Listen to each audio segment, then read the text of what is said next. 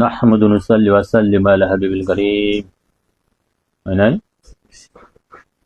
نحمد ونصلي وسلم على حبيب الكريم وعلى آله وصحبه أهل بيته وخلفاء الراشدين وكربلائه وشهداء إمام آدم وبطلنا جمداته وأجمعين كجبهة نقشبند مجدد في الثاني ورسله أوليائه وأوليائه كما أولي السنة أجمعين. أعوذ بالله من الشيطان الرجيم. بسم الله الرحمن الرحيم.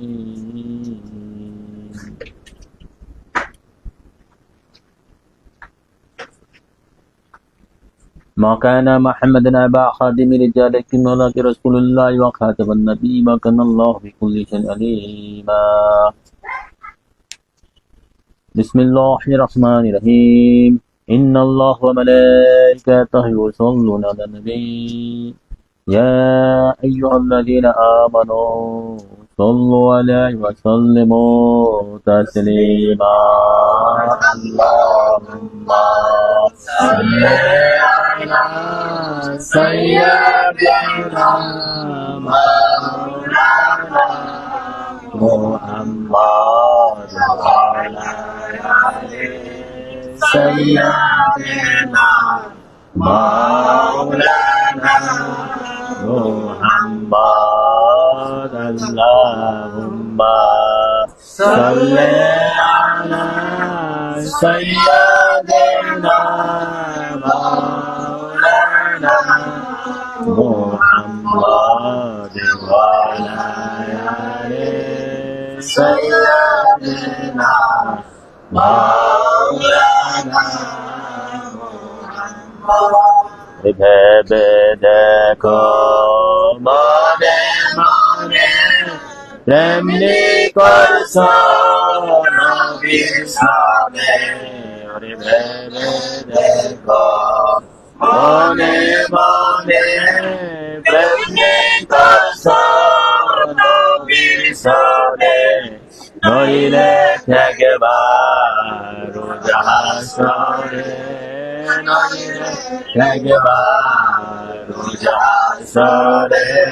محمد يا رسول الله.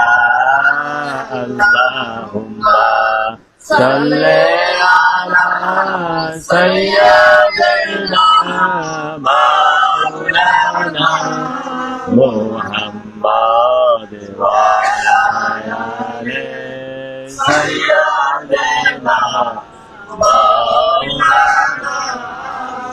محمد.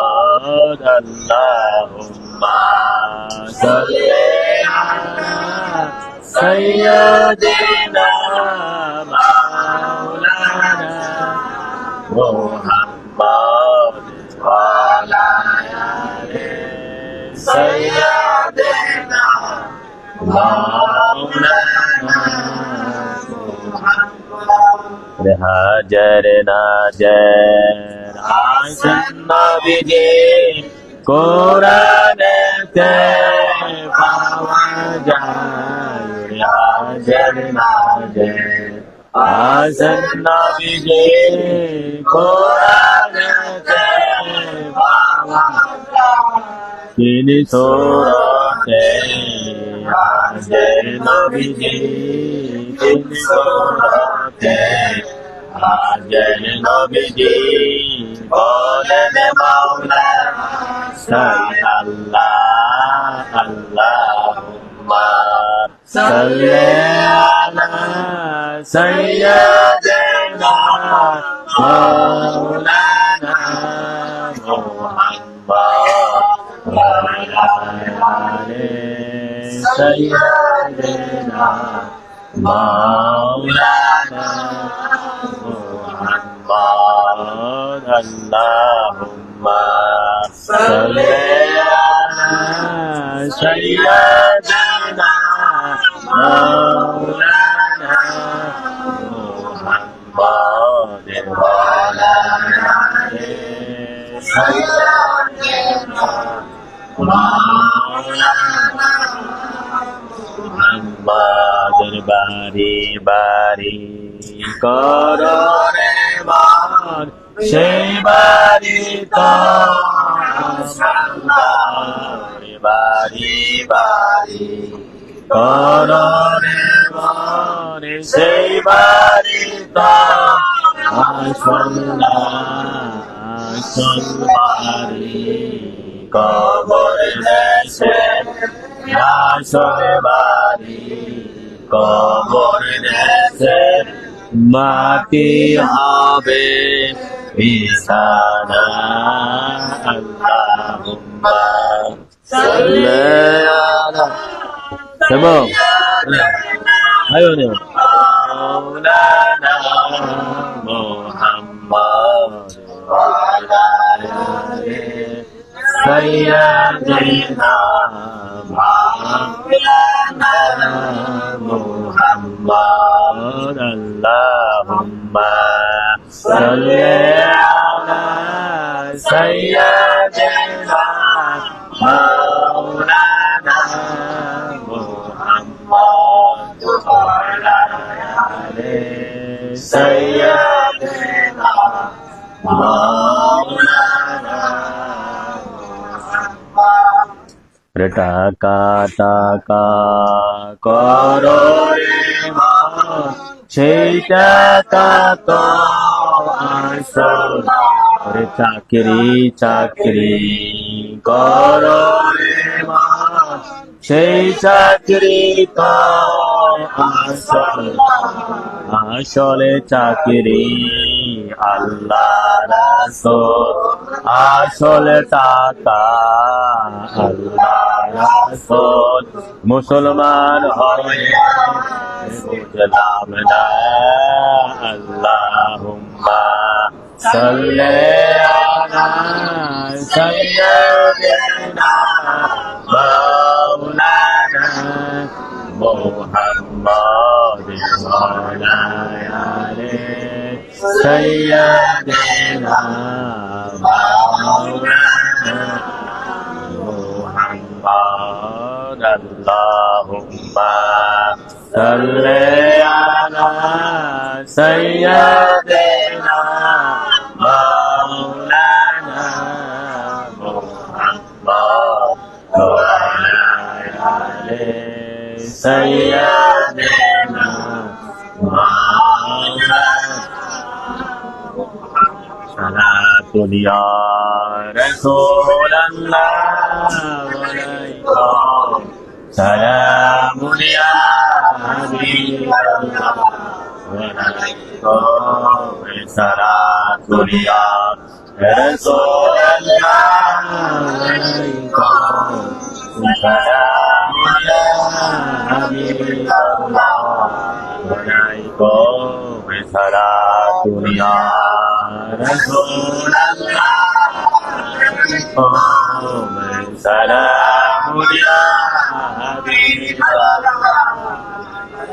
Asli iman rohe Quran Magdalin Hasse hubbe rahmatan lil alamin Salatun ya Rasulallah Walaikum Salamun ya Habiballah Walaikum Salatun ya Rasulallah Walaikum Salamun ya Habiballah Walaikum Salatun ya Rasulallah Walaikum Salamun ya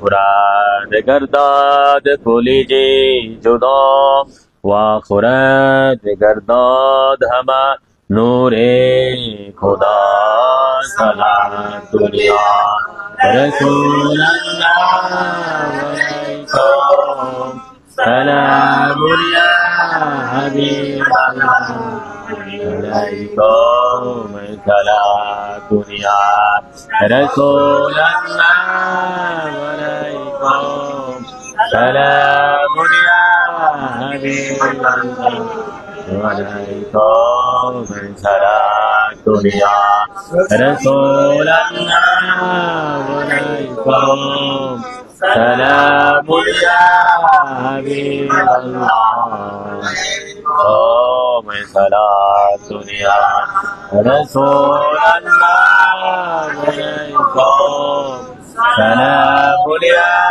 حبيب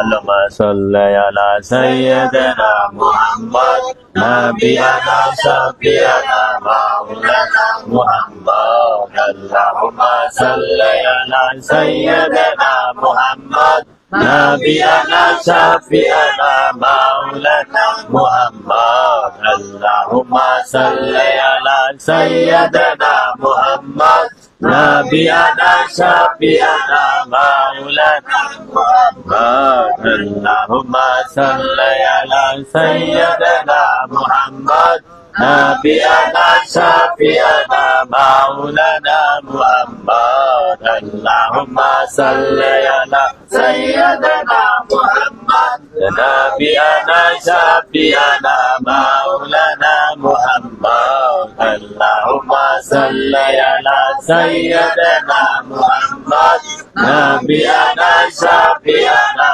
مولانا محمد اللهم صل على سيدنا محمد نبينا شفيعنا مولانا محمد اللهم صل على سيدنا محمد نبينا شفيعنا مولانا محمد اللهم صل على سيدنا محمد نبينا شفيعنا مولانا محمد اللهم صل على سيدنا محمد نبينا شفيعنا مولانا محمد اللهم صل على سيدنا محمد نبينا شفيعنا مولانا محمد اللهم صل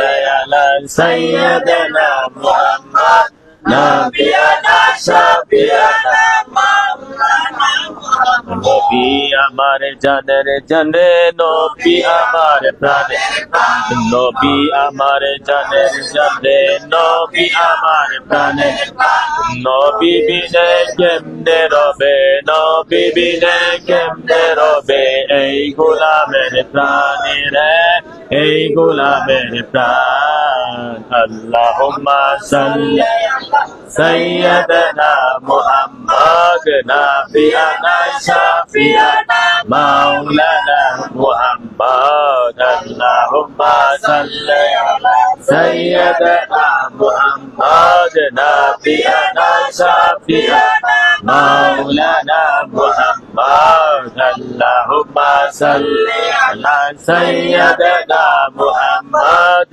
নাবিয়ানা শাফিয়ানা মাওলানা মুহাম্মদ আল্লাহুম্মা সাল্লি আলা সাইয়্যিদিনা মুহাম্মদ নাবিয়ানা শাফিয়ানা মাওলানা মুহাম্মদ আল্লাহুম্মা সাল্লি আলা সাইয়্যিদিনা মুহাম্মদ نبينا شفيعنا مولانا محمد اللهم صل على سيدنا محمد نبينا شفيعنا مولانا محمد بحق لا اله الا الله محمد رسول الله صلى الله عليه وسلم মুআজ্জাজ মুহতারাম বুজুর্গানে کرام আশিকানে সাইয়েদনা মুহাম্মদ মুস্তাফা আহমদ মুজতবা সাল্লাল্লাহু আলাইহি সাল্লামের গোলাম উম্মতগণ এবং আশিকানে ওলি গাউস কুতুব হক্কানি পীর মাশায়েখের ভক্তবৃন্দ যে যেখান থেকে শুনছেন বিশেষ করে ইমানদার মুমিন মুমিনাতের প্রতি আমার শুভেচ্ছা সালাম আসসালামু আলাইকুম ওয়া রাহমাতুল্লাহ ওয়া আলাইকুম আসসালাম ওয়া রাহমাতুল্লাহি ওয়া বারাকাতুহু সালাম 10 মিনিট কথা কও 11 শরীফের গুরুত্ব সম্পর্কে যাক আজকে আমাদের এখানে মাওলানা সাইমুম রাজা আল কাদেরী সাহেব উপস্থিত আছেন আমাদের এসকে ইমাম দরবার শরীফের উপস্থাপক এবং বিভিন্ন জায়গায় বয়ান করেন এসে 10 মিনিট 11 শরীফের গুরুত্ব সম্পর্কে তোমরা 11 শরীফ সম্পর্কে যে গাফেল সেটা সম্পর্কে আলোচনা করবে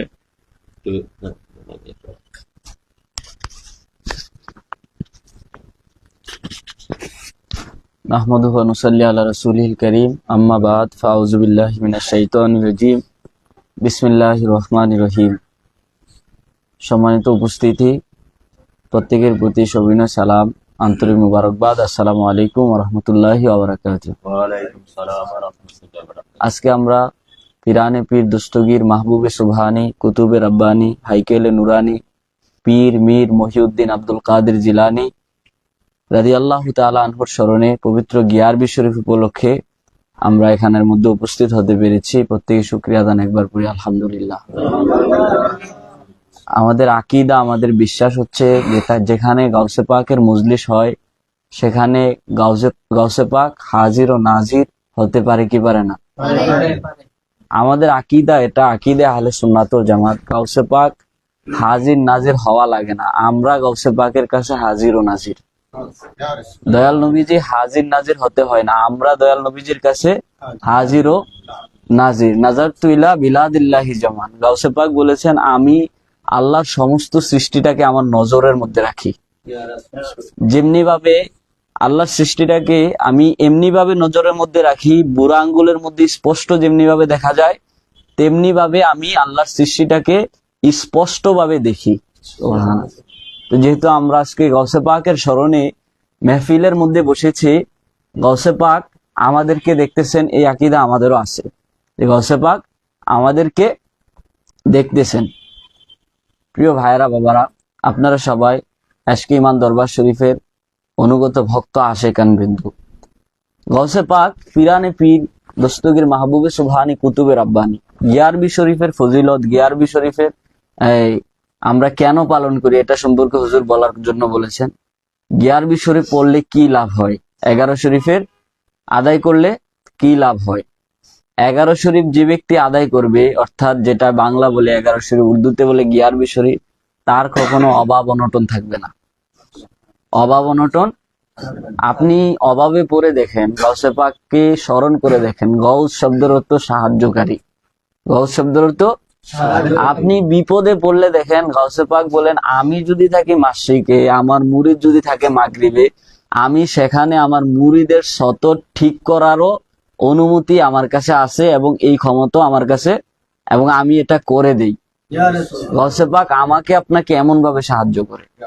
আমরা যখন হোস্টেলে থাকতাম, হুজুররা বলতো সবচাইতে ছাত্র জীবনটা হচ্ছে একটা অভাব অনটনের জীবন। ছাত্র জীবনে যারা ঢাকা শহরের ভিতরে থাকে হোস্টেলের মধ্যে, এটা একটা অভাব অনটনের জীবন।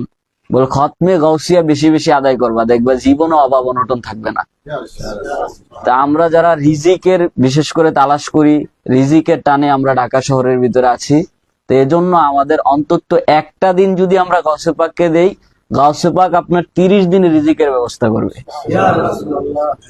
আমরা গত কিছুদিন আগে 31 নাইট গেছে, বছরের শেষ দিন এবং নতুন বছরের প্রথম দিন আসে।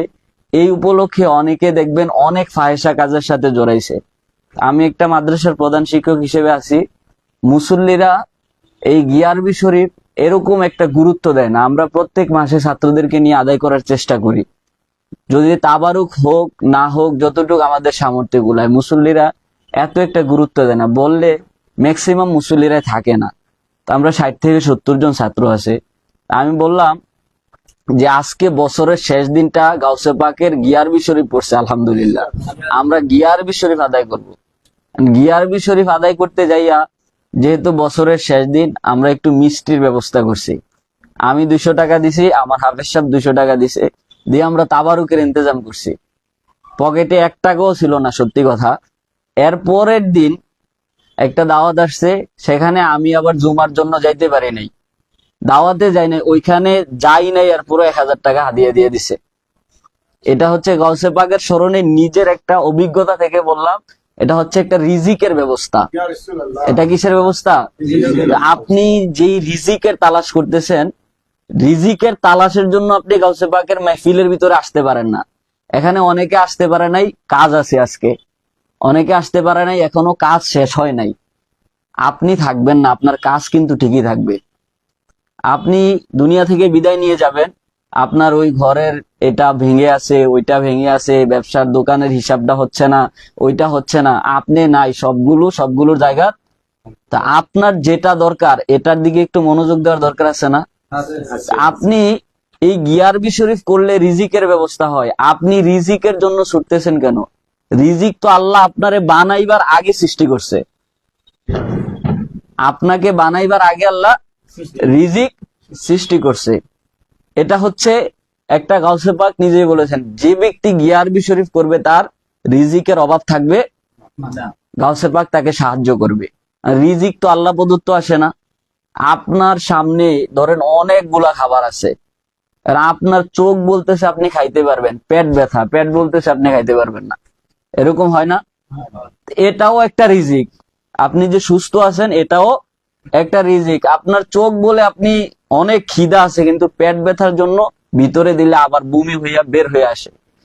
এটা আপনার তখন দূর হবে যখন আপনি আল্লাহ রসুল এই যে গাউসে পাকের স্মরণে বসবেন। গাউসে পাক আপনার উভয় দিক থেকে রিজিক প্রশস্ত করে দেবে। একটা টাকা পয়সা আমরা মনে করি শুধু খাবারটাই রিজিক, শুধু খাবারটা রিজিক না। আপনি যে সুস্থ আছেন, এখন পর্যন্ত যে আসছেন, এটা হচ্ছে সবচেয়ে বড় রিজিক।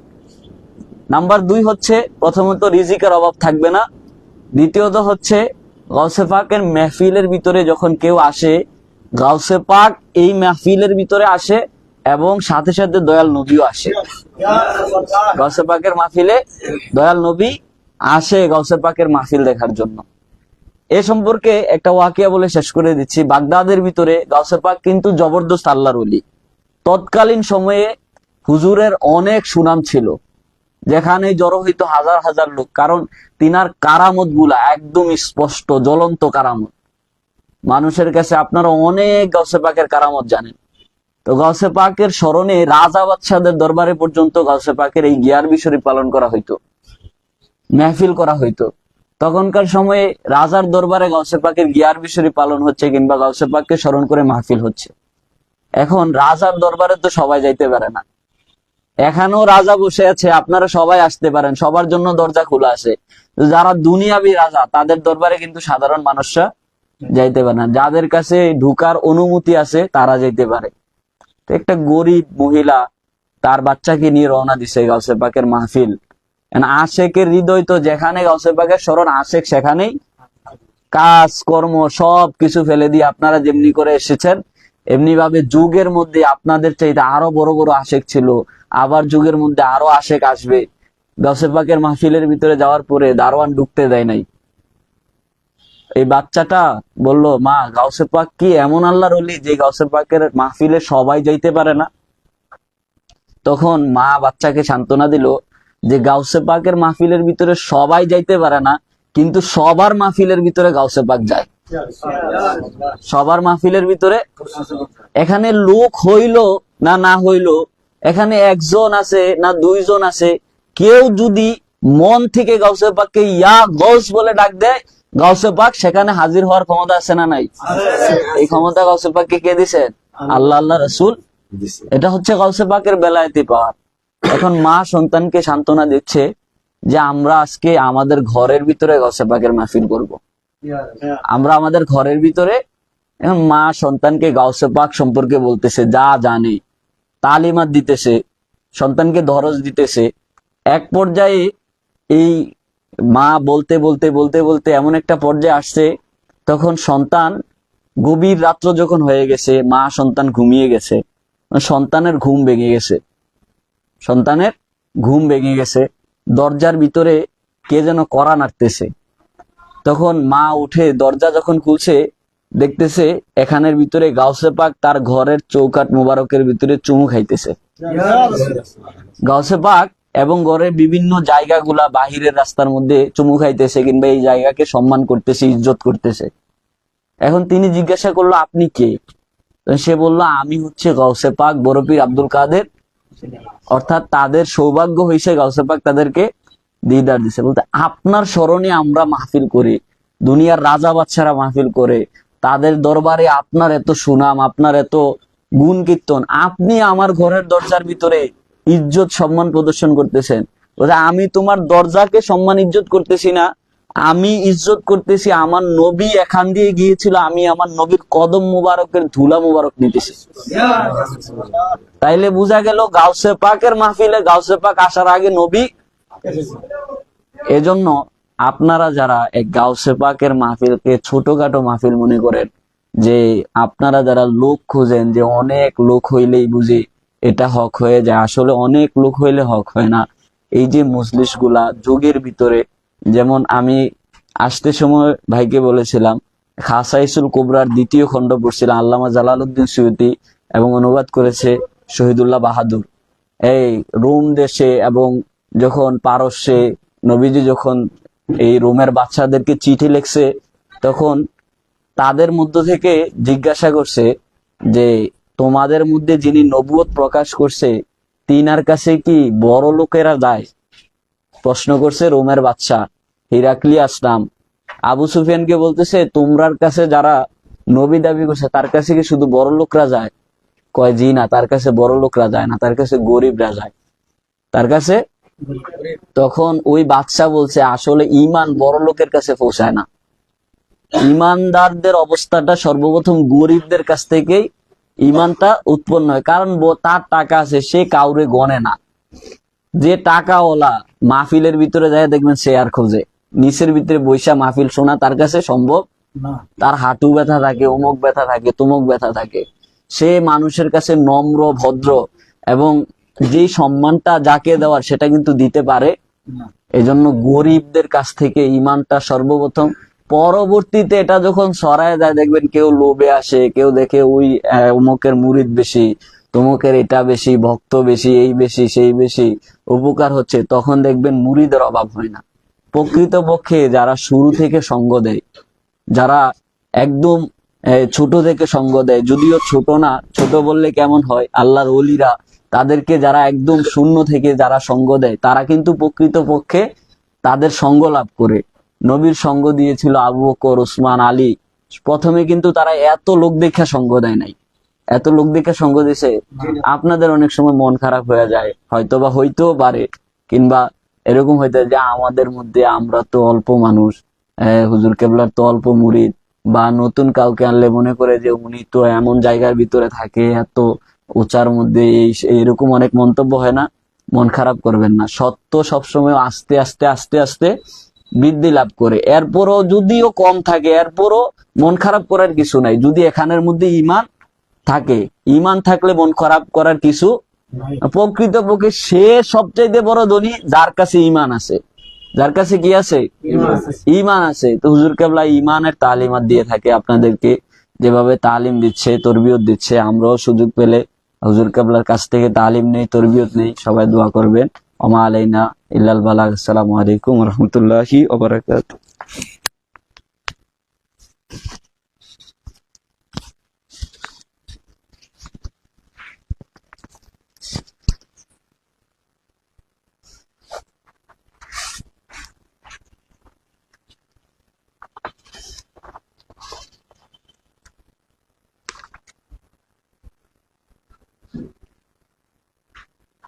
যাই হোক, আমরা মাওলানা সাইমুম রাজা আল কাদের আলোচনা শুনলাম। 11 শরীফ মানে 11 শরীফ গৌস পাকের, এটা তারিখ অনুযায়ী 2 দিন আগে হয়ে গেছে, 1 তারিখ মানে পড়ছিল। আমরা বিভিন্ন কারণে মাঝে মাঝে হয়ে যায়, নিয়ত ওইটারে তো, তাই না? ওই নিয়ত তো আসছি। তো সকলের প্রতি আমার উদ্ধত আহ্বান থাকবে যে 11 শরীফটা মাসের মধ্যে একদিন উপস্থিত হয়ে এটা ভালো করে জাঁকজমক ভাবে বলতে, অন্তর দিয়া গৌস পাককে ভালোবাসে, আল্লাহ রাসুলকে ভালোবাসে, এবং আমার কাছে যারা ভালোবাসো, আমাকে আল্লাহ রাসুলের জন্য যারা ভালোবাসো, আমার আদেশ থাকবে একদিন যে কম পারো 10 টাকা, 5 টাকা, 50 টাকা, 100 টাকা, 500 টাকা ব্যয় করতে হবে। যে কি পাওয়ার আশা কার থেকে? গৌস পাকের ভান্ডার থেকে দিবে, আল্লাহ রাসুলের ভান্ডার থেকে দিবে। গৌস পাক তো আল্লাহ রাসুলের কাছ থেকে আইনা দিচ্ছে, ঠিক আছে? আসার চেষ্টা করতে, ফোন দিয়া খবর নিতে হবে কবে এটা পড়ছে। আমি সবার ফোন দিয়া কতদিন আনবো? আগ্রহ থাকতে হবে। তুমি একটা সমস্যা পড়ছো, নিয়ত থাকবে, হ্যাঁ যারা ভালোবাসো আমার উচিলা দিবা, আমাকে উচিলা দিবা, তো সবচেয়ে বড় আমি তো গৌস পাকের মোবারকের একটা ধুলি সমানও না, ওনাকেও উচিলা দিবা, সমস্যার সমাধান হয়ে যাবে। ঠিক আছে, সমস্যার সমাধানে বিপদে পড়ছো, আমাকে উসিলা দাও, গাউসুবাকে উসিলা দিয়ে আল্লাহ রাসূল চাও যে 1100 রুপে আমি এটা দেবো, 1100 রুপে আমি থাকবো, আল্লাহ রাসূল থাকার শেষে তৌফিক দান করো। যে কোনো রিজিকের সমস্যা, রোগ বালার সমস্যা, হ্যাঁ, অন্যান্য সমস্যা, সাংসারিক বেড়াজাল, ইনকামের বেড়াজাল, যে কোনো বিষয় 1100 রুপে স্মরণ করে গৌসে পাকের দরবারে নিয়ত করো, গৌসে পাকের 1100 রুপে নিয়ত করো। ভালো রাখবে, ভালো রাখতে হবে, নিয়ত করলে নিয়ত করার মতো, ভালো রাখবে না কেন? আমরা তো গৌসে পাকের খলিফা, ভালো না রাখার তো কোনো প্রশ্ন ওঠে না। তুমি নিয়ত করলে আল্লাহ যদি না দেয়, আল্লাহ রাসূল যদি না দেয়, আল্লাহ রাসূল নিজে লজ্জিত হয়ে যায়। লোকটা চাইছে আমার কাছে, খাস নিয়ত করছে, আমি দিলাম না, আল্লাহ নিজেই সমস্যা হয়ে যায়, দিতে বাধ্য থাকে। কিন্তু ইমান তো সেভাবে হইতে হবে, কথা অন্তরে ঢুকাইতে হবে, খোঁজ রাখতে হবে, আসতে হবে। হ্যাঁ, রিজিক, অনেকেই রিজিকের কারণে আসতে পারে না। আরে আমি তো বলি যে প্রমাণিত যে এখানে যদি তুমি 2 ঘন্টা সময় দাও, 2 ঘন্টা তুমি যে টাকা ইনকাম করবা, 2 ঘন্টা যে তুমি আয় করবা, এইটার আয়টা তো তোমাকে পরের দিন দিয়া দিবে বা আগের দিন দিয়া দিবে। তুমি সেই নিয়তে আসতে হবে। হ্যাঁ, যেমন এই যে এখানে ওই যে রুল আমিন আছে প্রমাণ, তোমাদের এলাকার, সে যে ব্যবসা করে, শুনছে আমি আসছি এখানে, হ্যাঁ, আইসা পড়ছে, ব্যবসা গেছিল, ব্যবসাতে না কইরা ব্যবসা লই আইসা পড়ছে। আইসা মানে 1100 রুপয়ে জয়েন দিল, তারপরের দিন ব্যবসায় গেল, শুনলাম কেমন বেচা, ডাবল বেচা হয়েছে, ডাবল ব্যবসা হয়েছে। তো কে দিছে? আল্লাহ রাসূলে দিছে না? গৌসে পাকের 1100 রুপয়ে গৌসে পাক দিছে না? গৌসে পাক আল্লাহ রাসূলের কাছ থেকে সাহায্য করছে। তো এগুলাতে তো তো এরকম বুঝতে হবে, জিনিসটা অন্তরে রাখতে হবে। তো এটা যদি না আসো, বুঝছো, না দেখা করো, না কথা শোনো, এই কথা ভিতরে না আনো, তো এটা মরিচা পড়ে যাবে। এই যে মোবাইল চালাও, এই দিনের পর দিন চার্জ দিতে হয় না? চার্জ না দিলে মোবাইলটা চলবে? তো এই যে ইমানের একটা চার্জ আছে, ফয়েজ আছে, এই চার্জ না দিলে 1 মাসও চার্জ হয় না। যারা খাঁটি মুরিদান তারা প্রতিদিন, হ্যাঁ, আমার নবীর কিছু আশেক ছিল, তারা প্রতিদিন যোগাযোগ করার চেষ্টা করে, হ্যাঁ, প্রতিদিন দেখা করার চেষ্টা করে। আমি প্রতিদিনের কথা বলি না, প্রতিদিন না পারলে সপ্তাহে দেখা করার চেষ্টা করি, সপ্তাহ না পারলে 15 দিনে, 15 দিন না পারলে 1 মাসে। 1 মাসও যদি হাজিরা না থাকো, আমার লোকের দেখার টাইম তো হচ্ছে 1100, তাই না? এই দেয়া তো দশজনটা লইয়া আনতে হবে, সবার দাওয়াত পুষাই দিতে হবে। ওইটা দেখো অন্তর দিয়া পাও কিনা, এই নিয়ত করে দেখো গৌসে পাকের। হ্যাঁ, তুমি তোমার সামর্থ্য নেই যে আমি তোমার যা আছে দেয়া লাগবে না, 50টা 100টা করো না, যে আমি 100 টাকা গৌসে পাকের দরকার কষ্ট করে আমি দিই, আমার এই সমস্যাটার সমাধান করে দেয়, ইয়া রাসূলুল্লাহ, ইয়া গাউসুল আযম, ইয়া শেখ সুলতান আব্দুল কাদের জিলানী, শানলিল্লাহ, দিবে না কেন? চাইতে জানলে দিবে না কেন? 1 দিন 2 দিন 3 দিন, 3 দিন করো, 3 মাস করো, এই যেভাবে আল্লাহ রাসূল আমাদেরকে 11 শরীফের গুরুত্ব, গৌসে পাকের গুরুত্ব, হ্যাঁ, আজকে ইমান দরবার শরীফের গুরুত্ব, হ্যাঁ, এবং 11 শরীফের গুরুত্ব পূজার মানার তৌফিক দান করে, সকলে বলি আমিন। আমি একটা বিষয় আলোচনা করলাম বলে এখানে আমি ঠিক করছিলাম, এখন আমি যাচ্ছি না, হচ্ছে আমরা আলোচনা করছি, তারপর বারবার করা দরকার, শুধু নামাজই শ্রেষ্ঠ আবাদত নয়, শুধু নামাজকে শ্রেষ্ঠ আবাদত বললে অন্যান্য আবাদত গুলা বাদ দেওয়া হয়। এ ব্যাপারে আমার এই বইয়ের মধ্যে লাস্টি দিয়া 10-15 প্রকারের শ্রেষ্ঠ আবাদত আছে, সেটা আমি আলোচনা করছি। তো আজকে সময়ের অভাবে এটা করা যাবে না, যে কি কি শ্রেষ্ঠ আবাদত গুলো আছে সেইটার মধ্যে দলিল দেওয়া হাদিস শরীফে। শুধু নামাজই শ্রেষ্ঠ আবাদত, আরো শুধু নামাজকে শ্রেষ্ঠ আবাদত করলে অন্যান্য শ্রেষ্ঠ আবাদত গুলারে বাদ দেওয়া হয়। যেমন ইমান চর্চা করা শ্রেষ্ঠ আবাদত, হাদিস শরীফে, বুখারী মুসলিম সিয়াসিতে হাদিস আছে।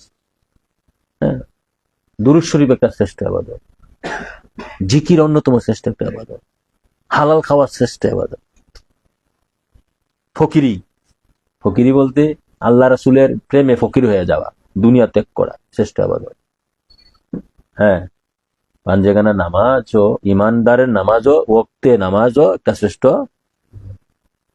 6টা বলছি, এরকম 10-12টা আছে। ঠিক আছে, আমি এই জিনিসটা একটু হাদিসটি পড়তে পারবো না, শুধু ইয়া করে অনেক সময় নিবে, যে তোমার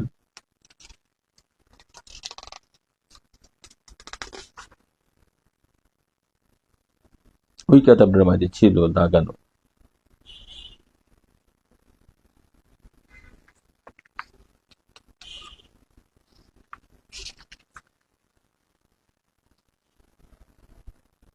আফদালু আফদালু আমালু কাসাবাত মিনাল হালাল, হালাল উপার্জন করে সে উত্তম আমল। ইমাম হাকিম হাদিসটা বর্ণনা করেছে। কিন্তু আমাদের আলেম ওলামারা শ্রেষ্ঠ আমল এটা কয় না, শ্রেষ্ঠ আমল একটা লয়ে বইয়ে দিচ্ছে।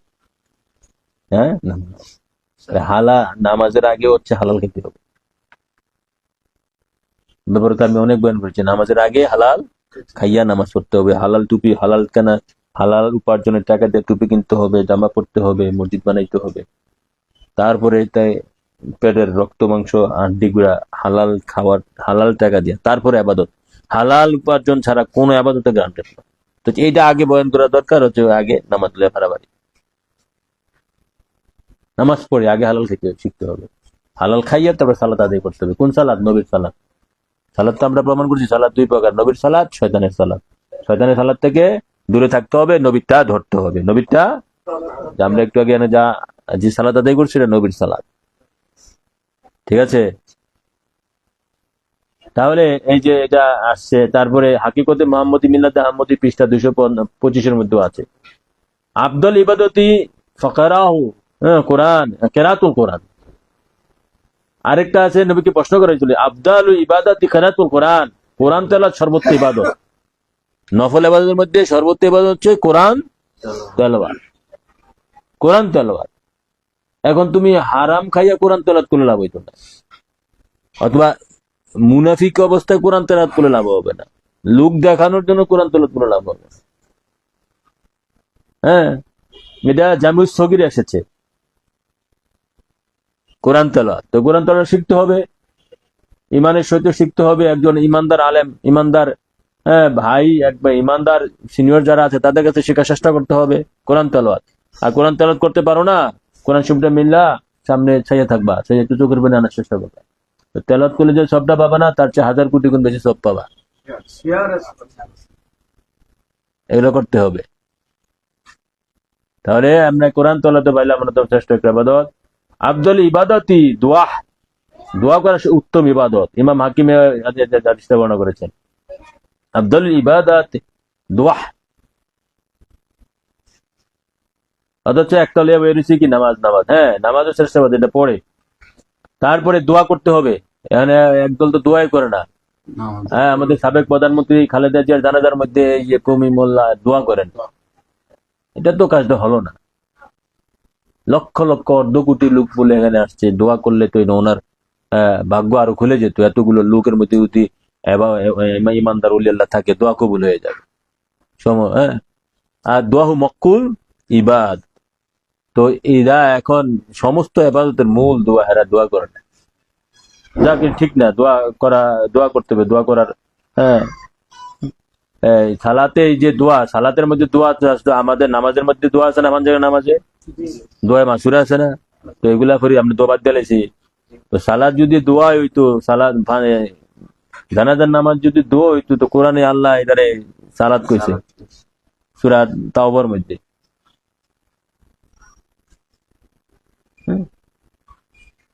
আল্লাহ সালাদ কইছে, তোমরা দোয়া বানাইলে কেমনি? প্রত্যেক নামাজের মধ্যে দোয়া আছে, আর মানে নামাজ দোয়া হয়ে গেছে। যাই হোক, এরপরে হচ্ছে আফদল ইবাদতি ফকিহ। হ্যাঁ, দিন সম্বন্ধে প্রকৃত সমঝ ওই সর্বোচ্চ ইবাদত।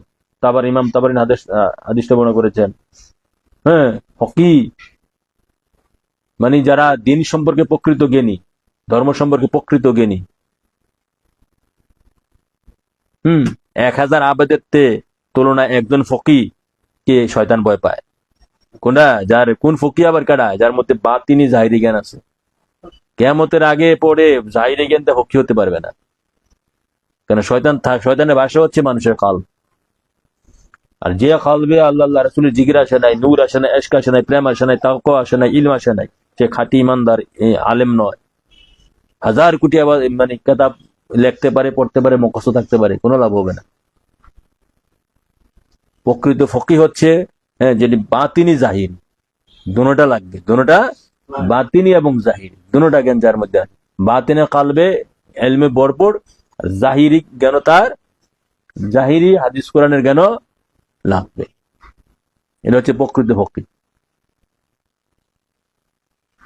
কেননা আল ইলমু ইলমাইনে, যেটা খাঁটি জ্ঞান এটা কালবে থাকে।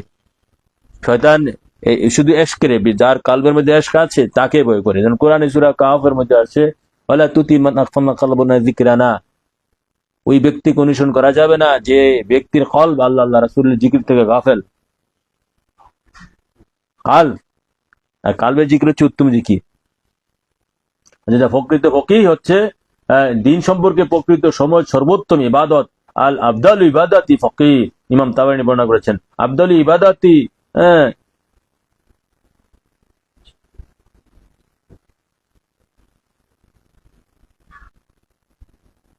আব্দুল ইবাদাতুই ইন্তাজারু ফরজ, যে আল্লাহ পাকের নিকট হতে দুঃখ দূর করার জন্য অপেক্ষা করাই সর্বোত্তম ইবাদত, ইমাম বাহাক্কি বর্ণনা করেছেন।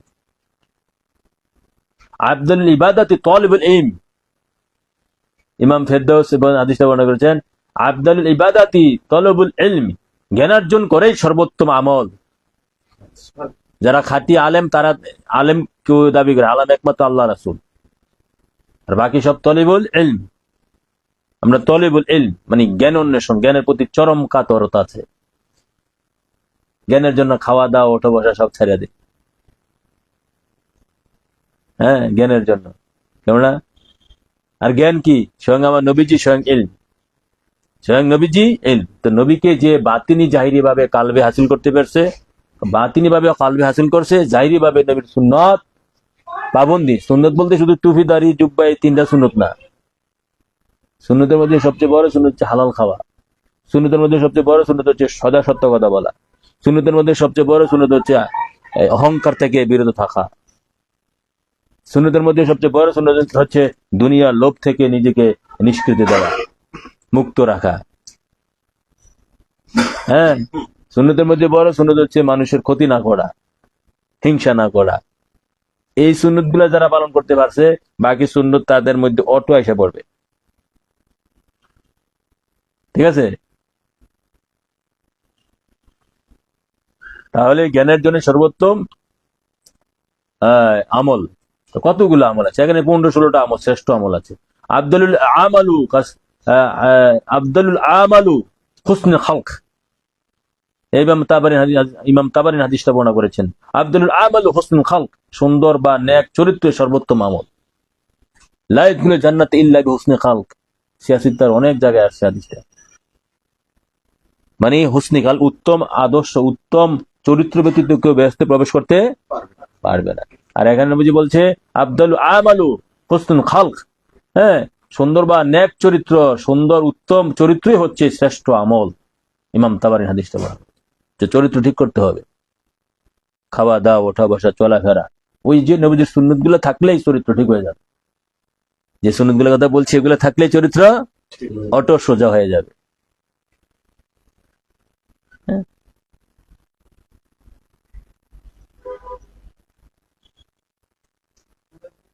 তারপরে আছে আপনার আব্দুল আমালু সবর, হ্যাঁ ধৈর্য ধারণ বা হৃদয়ের প্রশস্ততা হচ্ছে সর্বোত্তম আমল। ইমাম আহমদ হাদিসটা বর্ণনা করেছেন।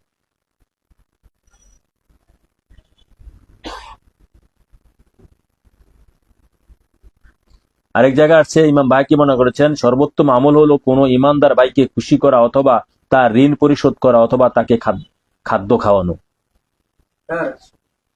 কি বুঝলা?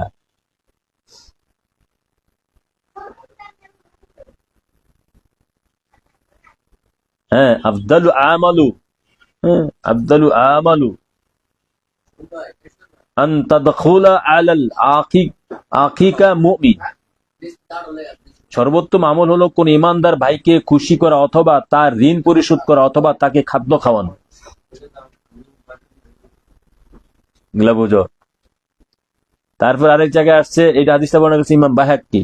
তারপর আরেক জায়গায় আসছে, হুজুর পাক নবী সাল্লাল্লাহু আলাইহি ওয়াসাল্লাম বলেছেন আব্দুল আমালু বাদাল ঈমান, হ্যাঁ বাদা ঈমান, ঈমানের পরে সর্বোত্তম আমল হলো মানুষের সাথে সম্প্রীতি বা প্রেম ভালোবাসা স্থাপন করা। তুয়াদুদু ইলান নাস, আব্দুল আমালু বাদাল ঈমান, হ্যাঁ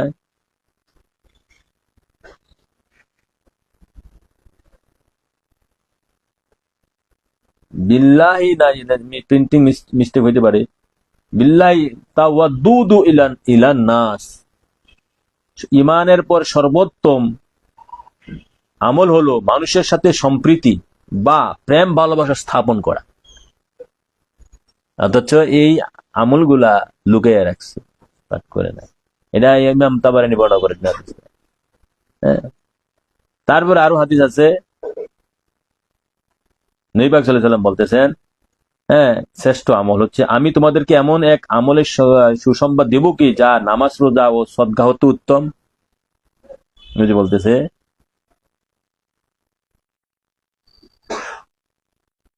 যে আলা আখবিরকুম বি আফদালি মিন দারাজাতা সিয়াম ওয়া সাদাকাতা ওয়া সালাতা। কালু কালু বালা কালা আসলাহ জাতা বাইনান। মানে আমার নবী সাল্লাল্লাহু আলাইহি ওয়াসাল্লাম বলতেছেন, আমি তোমাদেরকে এমন আমলের সংবাদ দিব কি যা নামাজ, রোজা, সদকা হতে উত্তম। সাহাবাগণ বললেন হ্যাঁ। নূর নবীজি বললেন, পরস্পরের মধ্যে বিরোধ মীমাংসা করা করে বন্ধুত্ব স্থাপন করা।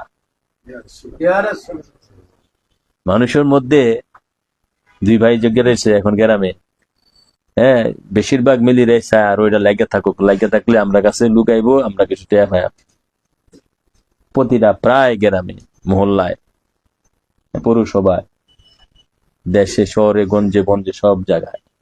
এখানে নবীজি বলতেছে, এটা ইমাম আবু দাউদ হাদিসটা বর্ণনা করেছেন, শুনেন আবু দাউদ, শুনেন তিরমিজিতে হাদিসটা আছে যে আমি কি তোমার এমন এক আমলের সম্পদ দিব যা নামাজ, রোজা ও সদকা হতে উত্তম। নামাজের চেয়ে বড় আমল এটা, সদকা করা আছে, হ্যাঁ, তুমি দান করার চেয়ে বড় আমল। সাহাবাকে বললেন ইয়া রাসূলুল্লাহ, সাহাবারা বলতেছেন কালু বালা, বললেন কালা আসলাহ আসলাহ জাতাল বাইনা। যে আসলাহ মানে নবীজি বলছেন পরস্পরের মধ্যে বিরোধ মীমাংসা, মানে মীমাংসা করে দেওয়া, পরস্পরের মধ্যে বন্ধুত্ব স্থাপন করে দেওয়া, যারা ঝগড়াঝাটি লাগছে তাদের সাথে মিলাইয়া দেওয়া। হ্যাঁ, মিলাইয়া, তুমি প্রয়োজনে একটু গালি খাও, হ্যাঁ, প্রয়োজনে একটু ইয়া হও, একটু সময় দিয়া। এখন তার মেলেরা যদি মেলে লেগে যান, আমি যেটা বক্তব্য দেখছি, কোনো কাজ নাই, কইতেছে হ্যাঁ কাজ আছে, মানে হ্যাঁ নিজের ব্যস্ততা দেখা, ঠিক আছে। আবার কেউ জড়িত হতে চায় না, একটা মীমাংসা করে দিবে, এরকম লোক পাওয়া যায় না সমাজে। ওই যে পাইলেও ঘুষ দিয়া কিনে আনতে হয়, ঠিক আছে, আর বেশ লাগাই দুনিয়াটা আছে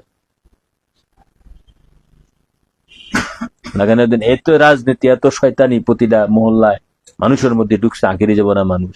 নবী পাক সাল্লাল্লাহু আলাইহি ওয়াসাল্লাম 15 বছর আগে বলে গেছে, আমি তো রেফারেন্স দিয়ে কথা বলতেছি, হ্যাঁ, হাদিস শরীফের নাম দিয়া, যে যে সর্বোত্তম আমল হচ্ছে, নবীজি বলতেছে, আমি কি তোমাদেরকে এমন আমলের সুসংবাদ দিব যে আমলটা, এই তো মনে হয় প্রত্যেকদিন করা উচিত, উচিত কিনা, এগুলা আছে, আলোচনা হয়, এমন সুসংবাদ দেব কিনা, আমি কি দেব? যে সাহাবা বলতে ইয়া রাসূলুল্লাহ, অবশ্যই। নবীজি বলতেছে, তারা বলছে কালু, সাহাবা বলল কালু বালা, হ্যাঁ ইয়া রাসূলুল্লাহ। কালা আসলাহ, তোমরা সংশোধন করে দিও, তোমরা মীমাংসা করে দিও, হ্যাঁ, তোমরা বন্ধুত্ব স্থাপন করে দিও। জাতাল বাইনা, যারা সমাজের মধ্যে বিরোধ মীমাংসা, হ্যাঁ, আবার তো ইয়াতে আছে, কোরআন শরীফে আছে, ইন্নাল্লাহ ইউহিব্বুল মুকসিতুন, 2-3 জায়গাতে আমি পাইছি। যারা মুকসিতুন মানে যারা ন্যায় বিচারকারীকে আল্লাহ রাসূল ভালোবাসে, ন্যায় বিচারকারী যারা এই বিচার করে, যদি ন্যায়ের সহিত বিচার করে, ঘুষ না দিয়া, কোনো পক্ষপাতিত্ব না করে ন্যায়টা তুলে ধরে সমাজে, সে এরকম একটা ন্যায় বিচার তুলে ধরতে পারে, হাজার হাজার নামাজ রোজার চুক্ত ন্যায় বিচারকারী। তারপরেও সমাজে ন্যায় বিচার মানুষ করার চেষ্টা করে না। কোরআনে আসছে ইন্নাল্লাহ ইউহিব্বুল মুকসিতুন, আমি ন্যায় বিচারকারীকে ভালোবাসি, ন্যায় বিচারকারীকে আল্লাহ তো সেইটাই, সেটা এখানে যে এই কথার হাদিসের সাথে মিল আছে না, এটা হচ্ছে কোরআন, এটা হচ্ছে হাদিস, যে মীমাংসা করে দেওয়া, ঝগড়াঝাটি মীমাংসা করে দেওয়া, ন্যায় বিচার প্রতিষ্ঠা করা, বন্ধুত্ব স্থাপন করা, মানুষের মধ্যে ঝগড়াঝাটি মিঠাইয়া দেওয়া।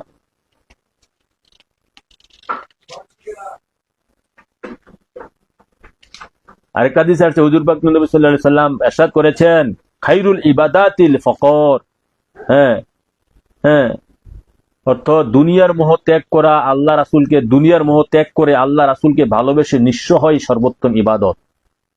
দুনিয়ার মোহ ত্যাগ করে ফকির কে, আমরা যে ফকির কই আমাদের ফকির, ফকির না ফকির, ফকির তো ফকির কে ফাকাফ। হ্যাঁ ফকির, ফকির কে? ফকির ওই যে ভিক্ষা করে এটার ফকির কয় না, ঠিক আছে? লম্বা চুল ডাইকা ওই গান বাজনা করে এটার ফকির কয় না। ফকির হচ্ছে যে আল্লাহ রাসূলের প্রেমে পড়ে দুনিয়ার মোহ ত্যাগ করেছে, দুনিয়ার লোভ লালসা ত্যাগ করেছে, আল্লাহ রাসূলের প্রেমে পড়ে আল্লাহ রাসূলের সন্তুষ্টির জন্য, সে ফকির। এবং তার রিজিক আল্লাহ রাসূল অটো দেয়। এই ফকির হওয়ায় সর্বোত্তম ইবাদত মুসনাদে ফেরদাউসের মধ্যে এসেছে, ফকির। তারপরে আরো আছে শ্রেষ্ঠ আমলের মধ্যে, যেটা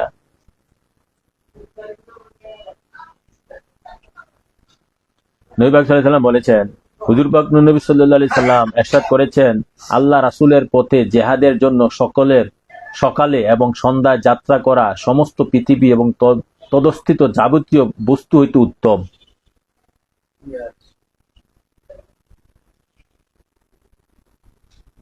যুদ্ধের শ্রেণীতে দাঁড়ান ৬০ বছর নামাজ পড়ার চেয়ে উত্তম। যুদ্ধের শ্রেণীতে দাঁড়ান, এটা ইমাম মুসনাদে, ইমাম আহমদ তার মুসনাদে বর্ণনা করেছেন। যুদ্ধের শ্রেণীতে দাঁড়ান,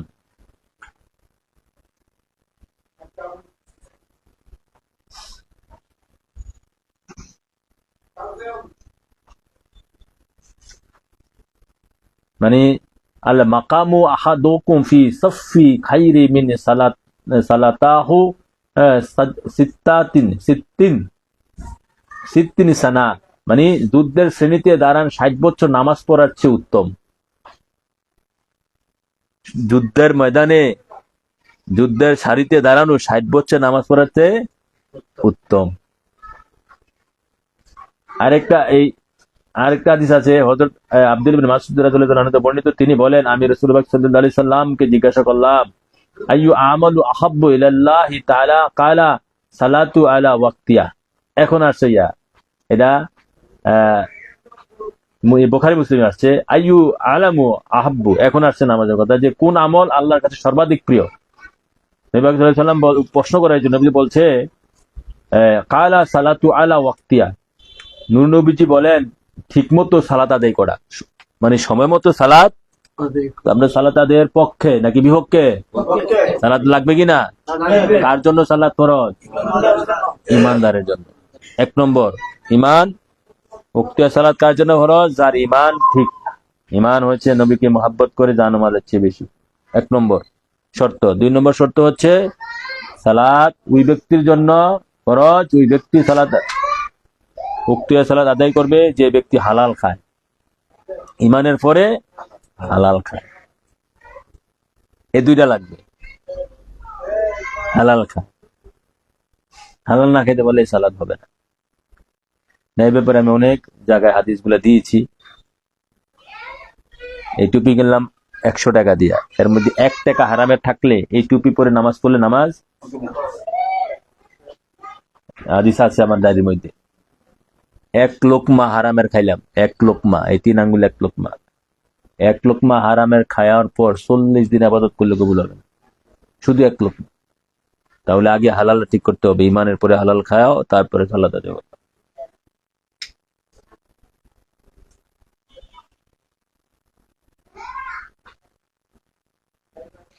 মালিক ইবনে ইউখামির রাদিয়াল্লাহু তাআলা থেকে বর্ণিত যে হযরত মুয়ায ইবনে জাবাল রাদিয়াল্লাহু তাআলা আনহু তাদেরকে বলেছিলেন, সর্বশেষ বাণী যার উপর আমি হুজুর পাক নবী সাল্লাল্লাহু আলাইহি সাল্লাম কে হারিয়েছি সেটি ছিল এই যে, আমি বললাম, আইয়ু আমালু আহাব্বু ইলাল্লাহি।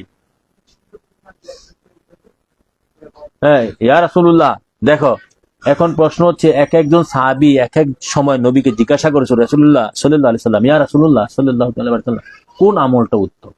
নবীজি এক একজনের সাথে এক এক রকম জবাব দিছে, এক একজনের সাথে সবারই কয় নাই যে এটা উত্তম, এটা উত্তম। এক এক এরকম ভাবে ১৫-১৬টা শ্রেষ্ঠ আমল আছে। 15-16টা শ্রেষ্ঠ আমল আছে। তো এখানে একজন মুয়াজ নামে একজন বিখ্যাত সাহাবী মালিক ইবনে ইউখামির থেকে বর্ণিত যে হযরত মুয়াজ ইবনে জাবাল রাদিয়াল্লাহু আনহু বলেছিলেন, তাদেরকে বলেছিলেন, সর্বশেষ বাণী যার উপর আমি হুজুর পাক নবী সাল্লাল্লাহু আলাইহি সাল্লামকে হারিয়েছি সেটি ছিল এই যে, আমি বলেছিলাম, মুয়াজ বলেছিলেন, আইয়ু আমালু আহাব্বু ইলাল্লাহি, হে আল্লাহ রাসূল, আল্লাহর নিকট সবচেয়ে বেশি প্রিয় আমল কোনটি? নবীকে প্রশ্ন করা হয়েছিল। ক্বালা আন তামুতু ওয়া লিসানুকা রাতবু মিন যিকরিল্লাহ। নবী সাল্লাল্লাহু আলাইহি সাল্লাম বললেন, তুমি এই অবস্থায় মৃত্যুবরণ করবে যেন তোমার জিহ্বাটি থাকে আল্লাহ রাসূলের জিকিরে সিক্ত। এটা সর্বশ্রেষ্ঠ।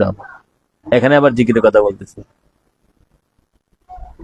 তুমি এমন ভাবে, নবী বলছে তোমার জিহ্বাটি থাকে আল্লাহ রাসূলের জিকিরে সিক্ত।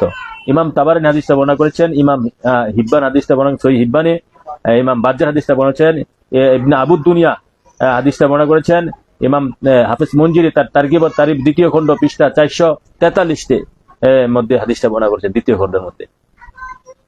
জিকির দেখো, জিকিরের কথা আরো আসছে। হযরত আবু দারদা রাদিয়াল্লাহু আনহু থেকে বর্ণিত, তিনি বলেন, হুজুর পাক নবী সাল্লাল্লাহু আলাইহি ওয়াসাল্লাম বলেছেন, আলা উনাব্বিউকুম বিখাইরিল আমালিকুম, আমি কি তোমাদেরকে বলবো না যে কোনটি তোমাদের আমলসমূহের মধ্যে সর্বোত্তম? তার বলতেছে, ওয়া আযকাহা ইনদা মালিকিকুম, তোমাদের প্রভুর নিকট সর্বাধিক পবিত্র, তোমাদের সর্বাধিক মর্যাদা বৃদ্ধিকারী। তার বলতেছে, আও আরফাইহা ওয়া ফি দারাজাতিকুম খাইরি মিন ইনফাকি যাহাবি ওয়ারিকি ওয়া খাইরু লিকুল্লি মান আনতা আলকাহ আদুহুয়াকুম ফাতুজবিরু আনাকাহুম ওয়া ইয়াদরিবু আনাকাকুম কালু বালা কালা যিকরিল্লাহ।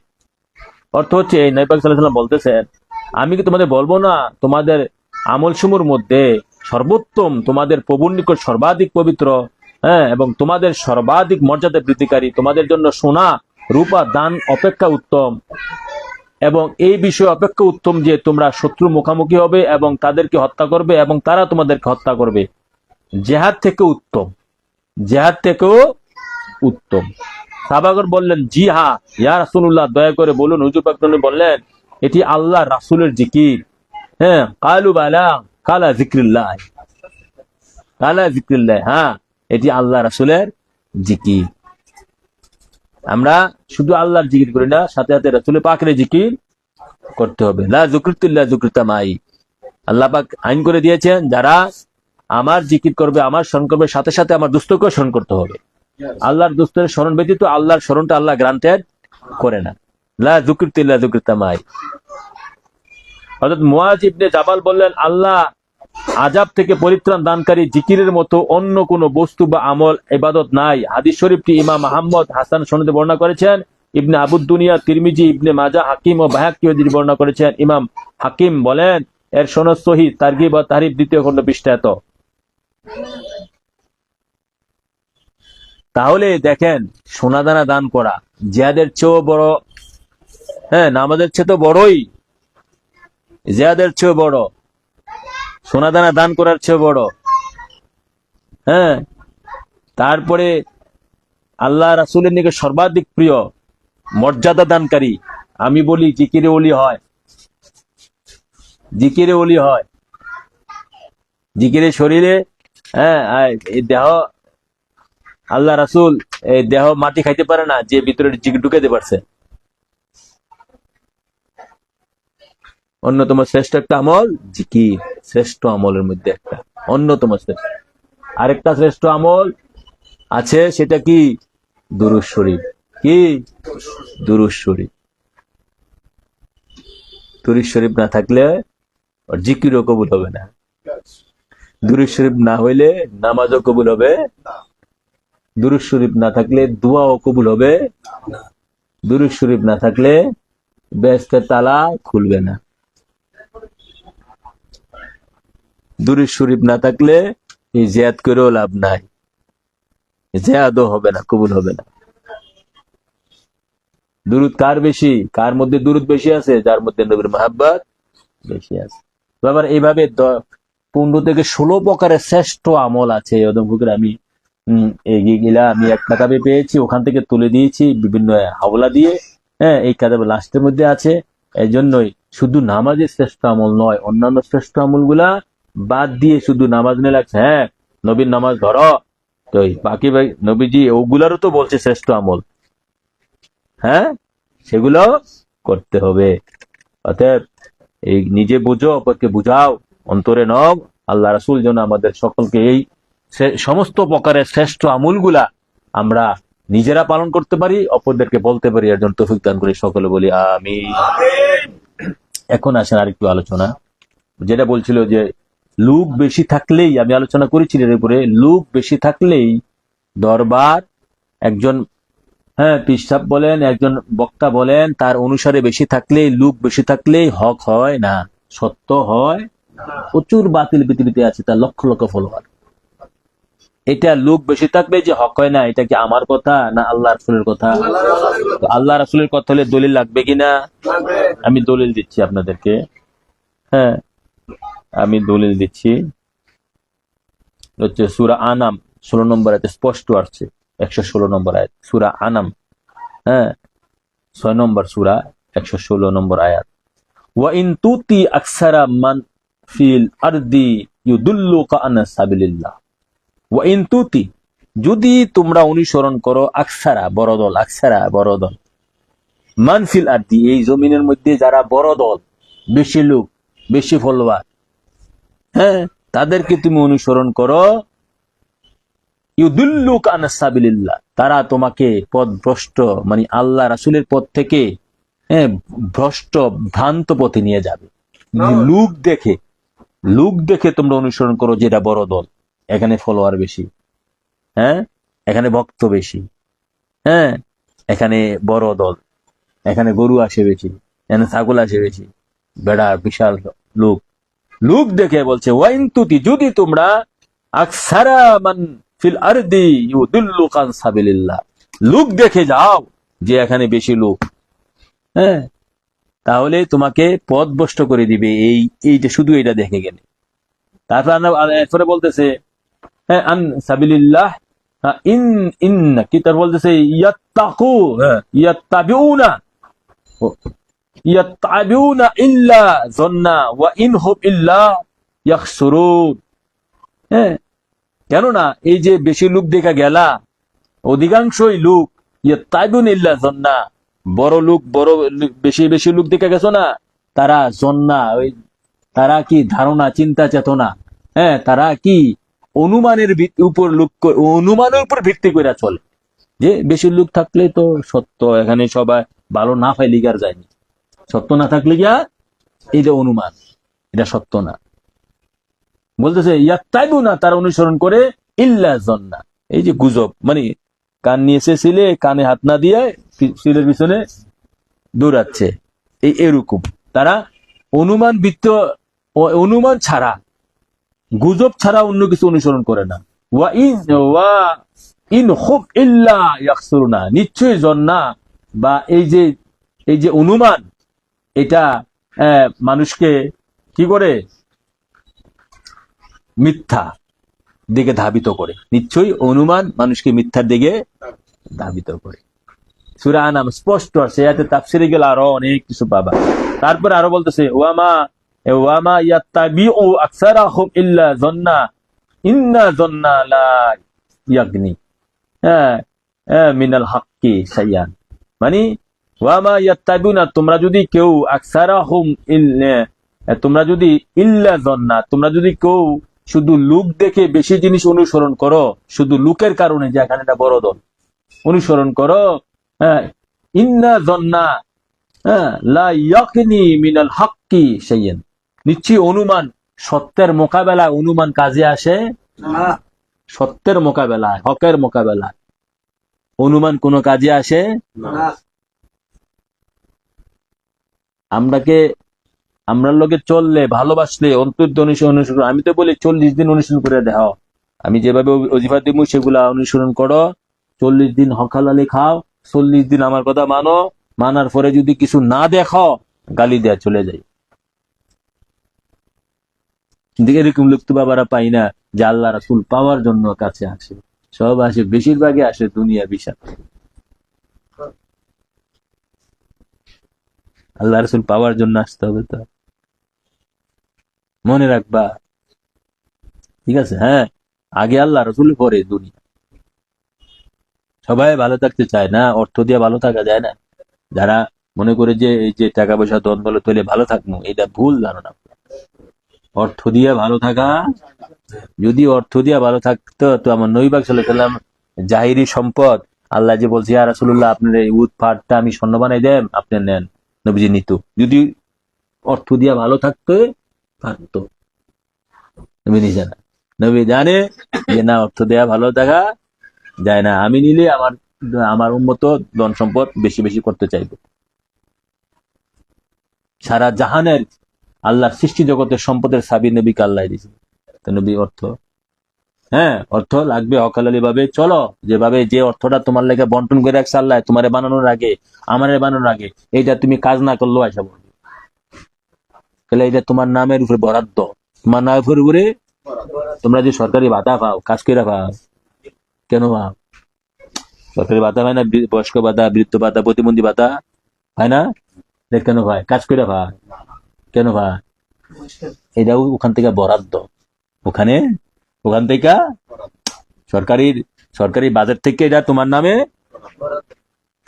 এই জন্য তুমি কাজ না করলেও তোমার ভাই আইসা পড়ে, সরকারি ভাতাটা আইসা পড়ে না, এটা বরাদ্দ।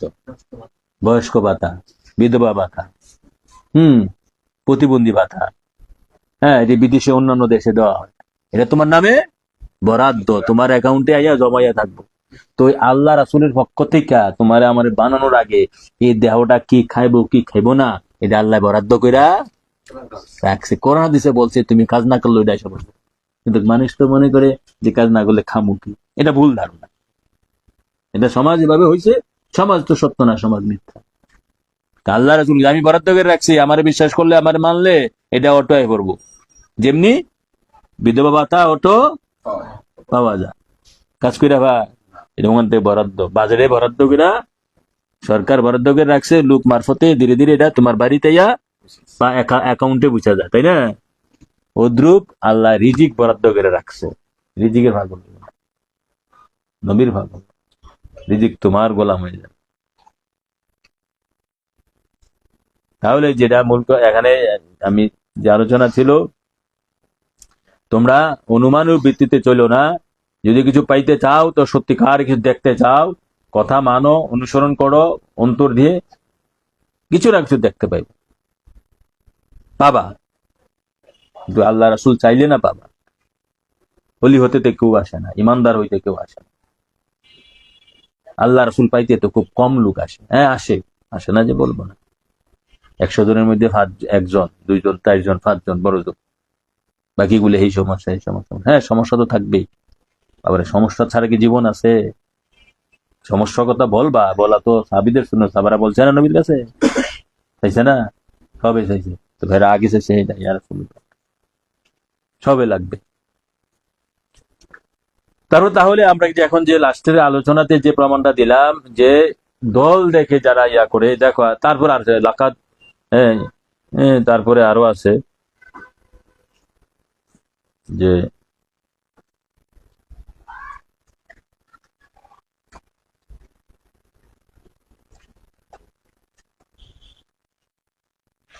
কোরআনে পাকে আয়াত আছে, কোরআনে পাকে আয়াত আছে, কি আয়াত আছে? ফাকালিলাম মা ইউমিনুন, হ্যাঁ কোরআনে আছে না?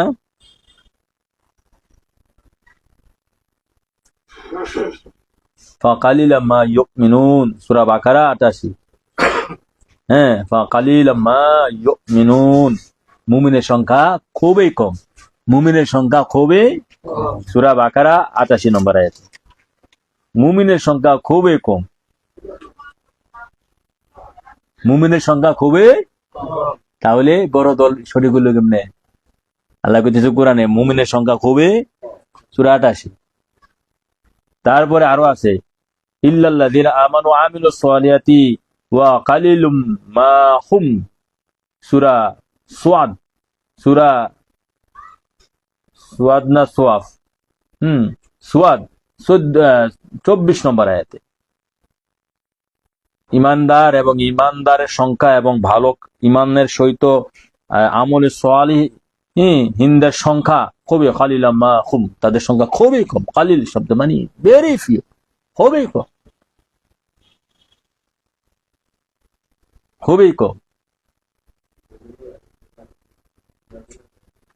অতএব বড় দল দেখে, হ্যাঁ বড় দল হয়, ছোট থেকে তো বড় দল হয়, আর মানে এনে যে বড় দল হয়, যে বড় দল যখন হইতে থাকে তখন এই বড় বেশি লোকের মধ্যে মূল জিনিসটা খুব কমই থাকে,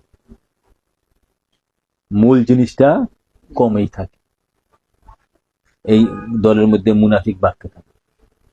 নবী পাক সাল্লাল্লাহু আলাইহি ওয়াসাল্লাম যখন মদিনা মক্কা শরীফে ছিলেন তখন নবীর দলের মধ্যে কোনো মুনাফিক ছিল না। মক্কার মধ্যে যারা ভক্ত ছিল তারা সবাই খাঁটি হীরার টুকরা ছিল সবাই। আবু বকর সিদ্দিক মক্কার, ফারুক আজম মক্কার, উসমান জিনুরা মক্কার, মাওলা আলী শেরখুদা মক্কার। তারাই তো খোলাফেন, তারাই 60 জন মূল। তারা মানে আব্দুল হক মাদ্রাজ দেহলভী তার কিতাবের মধ্যে বলেছেন, আমাদের জন্য বলতে এই 60 জন সাহাবী হচ্ছে নবীর 1,24,000 সাহাবীর প্রতিনিধি। 60 জনে, বাকি 1,24,000 মধ্যে যা আছে 60 জনের মধ্যে তা আছে। তো মক্কা শরীফে তারা শুরু থেকে নবীতে ছিল। যখন ভক্ত সংখ্যা বেশি হয়ে গেছে, মদিনা শরীফে আসছে, ভক্ত সংখ্যা বাড়ছে না, তখন মুনাফিক উৎপত্তি হয়েছে, মুনাফিক উৎপত্তি হয়েছে। তারপরে আরেকটা হাদিস আছে, নবী পাক সাল্লাল্লাহু আলাইহি ওয়াসাল্লাম বলছেন, ইন্নাল ইসলাম বাদা গরিবান ওয়া সায়াউদু গরিবান বাদা। নিশ্চয় ইসলাম গরিব অবস্থায় শুরু হয়েছিল, এটা আবার অচিরেই গরিব হয়ে যাবে, অচিরেই গরিব। গরিবটা কি? মক্কাতে নবী পাক সাল্লাল্লাহু আলাইহি ওয়াসাল্লাম সাহাবীগণ যে অবস্থায় যে দুঃখ কষ্টে ছিলেন, এই কিয়ামত পর্যন্ত খাঁটি মুমিনগণ মক্কার আদলে হবে। নবীর সাহাবীগণ মক্কাতে যে দুঃখ কষ্টটা ছিল, কিয়ামত পর্যন্ত যারা মুমিনের কাতারে আসতে হইলে এই মক্কাতে সাহাবীদের উপর যা ঘটনা করছে, এইটাই গরিব হালাত। এই হাদিসের ব্যাখ্যায় তাই, ব্যাখ্যা দিতে পারবো না কেউ হাদিসের। যারা ওরকম ভাবে আধ্যাত্মিক জ্ঞান, বাতিনি জাহিরি জ্ঞান অর্জন না করছে, এই হাদিসের ব্যাখ্যা জটিল একটা হাদিস। ইসলাম গরিব অবস্থায় শুরু হয়েছে, আবার অচিরেই এটা গরিব। এখন তো সারা পৃথিবীতে 200 কোটি মুসলমান, সারা পৃথিবীর ধন সম্পদে প্রায় 20-30% মুসলমানদের হাতে। মুসলমান গরিব কেমনে? কোন গরিবের কথা বলা হয়েছে? এটা ইমানের দিকটা গরিব হয়ে যায়। ইমান যার মধ্যে ইমান আছে সে গরিবই। কেন? ইমানদার কখনো তার মধ্যে ইমানদারের এই পৃথিবীতে সদা সর্বদা দুর্বল অবস্থা থাকে। কেন? আল্লাহ তার সাথে সবার সম্পর্ক বিচ্ছিন্ন রাখে। কেননা সবার সাথে সম্পর্ক থাকলে তার তাওয়াক্কুলটা থাকবে অমুকের উপর। এটা আমি নিজে ব্যক্তিগত, আমার যে এত বন্ধু ইউনিভার্সিটির, একজন ম্যাজিস্ট্রেট, একজন জজ, ব্যারিস্টার, এই সে ডিসি মিসি, এই যে ঢাকার ডিসি, রমনা ডিসি মাসুদ, আমার সাথে সম্পর্ক নাই। চট্টগ্রাম আছে একজন এসপি, আমার ক্লাসমেট, সম্পর্ক নাই। কেননা তাদের সাথে সম্পর্ক থাকলে তাওয়াক্কালতু আলাল্লাহি ওয়া রাসূলি, আমার ওইদিকে কমে এদিকে আইব। ব্যাপারটা বুঝছো? দুনিয়াবি তাকে আল্লাহ বিচ্ছিন্ন করে রাখে সারা দুনিয়ার লোকদের কাছ থেকে। কেননা তুমি যখন সত্যিকার রিজিক খাবা, রিজিক পাবা, তখন তো তাওয়াক্কুল মানে আল্লাহ রাসূলের উপরে ভরসা থাকতে হবে। আল্লাহ রাসূলের উপরে ভরসা থাকতে হবে। তা আল্লাহ রাসূলের উপরে ভরসা রাখার জন্য আল্লাহ যে যে জিনিসটি আছে না, এই জিনিসটি আল্লাহ ব্যক্তির ক্ষেত্রে, ওলির ক্ষেত্রে, মুমিনের ক্ষেত্রে করে। যদি তার একটা বড় ইন্ডাস্ট্রি আছে, তার সাথে তার সম্পর্ক আছে, এখান থেকে লাখ কোটি কোটি টাকা, লাখ লাখ টাকা ইনকাম, তাহলে তার আল্লাহ রাসূলের উপর তার ভরসাটা থাকবে না। এরকম আমি সরকারি চাকরি কেন করি না, এবার চাকরি কেন, যে চাকরি থেকে আমার ইয়ারা, আমি যদি সরকারি বা যারা সরকারি চাকরি করে বা বেসরকারি চাকরি করে, তো এখন 1 মাস পরে আমাকে 30,000, 40,000, 1 লাখ টাকা বেতন আসবে না? তো আমার ভরসাটা কি বেতন, আমার নেশাটা এবং আমার ভরসাটা কি আল্লাহ রাসূলের দিকে থাকবে না ব্যাংকের দিকে থাকবে? যে 1 মাস পরে তো আইতেছে, সমস্যা সমাধান হয়ে যাবে, ইয়া থাক। আমি যে কারণে যাই নাই আর কি, আরো কারণ আছে, এটা অন্যতম একটা। যে বেতন আলি দিয়ে দিব দোকানের বেতন, কথার কথায় বেতন, ওইদিকে নেশা। কিন্তু এটা কেমন যে আল্লাহ দিয়ে দিলে দিয়া দিমু, ঠিক আছে, এটা যাও কঠিন ওই বেতনের দিকে। তাহলে কি আল্লাহ, তাহলে আল্লাহ রাসূলের থেকে বিরত হয়ে ওদিকে নেশা চলে যাচ্ছে, ভরসাটা ওইদিকে। আল্লাহ কয়ে বেটা আমি তোরে বানাইছি, আমার উপরে ভরসা করবি 24 ঘন্টা, এটা আমি চাই। আমি তোরে বানাইছি, আমার উপরে 24 ঘন্টা ভরসা করবি। তো এটা কে করতে পারে? যার রিজিকটা সরাসরি ওখান থেকে আসবে, হ্যাঁ সে করতে পারে। এবং এটা যে করতে, এরকম প্র্যাকটিসটা করতে করতে যে এটা একদিনে 2 দিনে হয় না, এটা যুগের পর যুগ হয়। আমি কেন তোমাদের কাছে চাই না যে আমার বস্তা চাল ফোটাও, আমার 500 টাকা দাও, কিনা আমার বাজার করে দাও, কেন চাই না? এই বেটা তুই আমার কি দিবে, আমার তো হে দে, আমার লোকে, আমার হের লোকে কানেকশন, আমার কার লোকে কানেকশন? আল্লাহ রাসুল লোকে, আল্লাহ রাসুলে আমার দে, আমি খাইতেছি বেটা 1 যুগ 12 বছর 2 যুগ ধরে আমি তার রিজিক খাইতেছি, কোনো কর্ম করি না, তার কর্ম করি, তিনি দিতে আমার বাধ্য। আর তিনি না খাইয়ে রাখেন, আমি না খেয়ে থাকবো বছরের পর বছর, না খাইয়ে মরে যাবো। এই ইয়াকিন, এই বিশ্বাস দৃঢ়তা আমার অর্জন করে দিছে আল্লাহ রাসূল, 1 দিনে 2 দিনে তো হয় নাই। এই জন্য তো তোমাদের কাছে চাইতে হয় না। আর তোমাদের মধ্যে কেউ কেউ আছে বাপ বাপ করে, বাপ কি লাগবো কোন আমি পাঠাই, কিন্তু আমার চাওয়ার দর নাই। তুমি যেটা ভাড়ায় শান্তি পাও এটা ভাড়াও, আমি কি চাবো তোমার কাছে? তুমি তো চাইতেছ আমাদের কাছে আমার উচিলা দিয়া। ব্যাপারটা বুঝছো বাবা, এগুলো হচ্ছে প্র্যাকটিক্যাল কথা, এটা প্র্যাকটিক্যাল। তো ভরসা একমাত্র আল্লাহ রাসূলের উপর করাটা বহুত কঠিন। নবীজি তাওয়াক্কুল কিভাবে শিক্ষা দিয়েছে হাদিস শরীফে পেয়েছি আমি। নবী বলেছেন তাওয়াক্কুল মানে আল্লাহ রাসূলের উপর ভরসা। নবী সাল্লাল্লাহু আলাইহি ওয়াসাল্লাম তাওয়াক্কুল শিক্ষা দিয়েছে কিছু সাহাবীরে, যে তোমরা একটা ছাগল, তখন তো ছাগল ছিল, উট ছিল, একটা ওটেরে গাছের লগে খুঁটির লগে বাঁধো, বান্দা যদি কব উটটা এখান থেকে যাইতো না, এখানে থাকবো। তাওয়াক্কুলটা কিসের উপরে করলা? কথা বুঝুনি মালানা সাহেব? এই গেছে এক পকেটে তাওয়াক্কু, আরেক পকেটে তাওয়াক্কু হচ্ছে উটটারে খুঁটির লগে বাঁধলা না, এমনে ছাইরা দিলা, এমনে কিছুর লগে বাঁধলা না, এমনে ছাইরা দিয়া বললা আল্লাহ রাসূল চাইতো উটটারে এখানে দাঁড় করে রাখবো, আল্লাহ রাসূল চাইতো উটটা এখানে দাঁড়িয়া, তাওয়াক্কু কার উপর করলা? কোনটা ইমানি কাজ, কোনটা বড় কাজ? দ্বিতীয়টা বড় না? আল্লাহ রাসূল চাইতো উটটারে এখানে দাঁড়িয়া রাখবে, দাঁড় করে রাখবে। তো এটা আবার হেইটাও তো তাওয়াক্কু, ওই যে খুঁটি লাগে বাইর এসে এখন যাইতো না, এনাদের দাঁড়িয়ে থাকবো, খুঁটির উপরে গেছে। তো এইগুলা হচ্ছে বাবারা চর্চার বিষয়, প্র্যাকটিসের বিষয়, এটি হচ্ছে প্র্যাকটিক্যাল কথা, থিওরি মুখস্থ কথা না। তো এই যারা এই লাইন এভাবে পার করে আসে, সাধন বুঝনের মাধ্যমে, রিয়াজতের মাধ্যমে, হেরাগুয়ার সাধনের মাধ্যমে, ঠিক আছে, তারা এগুলা প্র্যাকটিক্যাল করতে পারে। ঠিক আছে, এই প্র্যাকটিক্যাল বয়ান যদি ভিতরে না ঢুকানোর চেষ্টা করি, হ্যাঁ, তো আমরা এগুলার আল্লাহ রাসূল পার করাই আনছে। এই জন্য রিজিক চাইতে হয় না কোনো মানুষের কাছে, রিজিক এসে আমরা পাও টিপি, কারণ আমরা তার উপরে, আমরা তার রিজিক খাই অভ্যাস,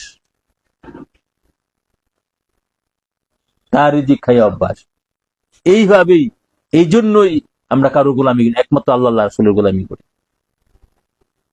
টাকা পয়সার কাছে আমরা ধরা না, টাকা পয়সা আমরা কাছে ধরা, ধন দৌলত আমরা কাছে ধরা।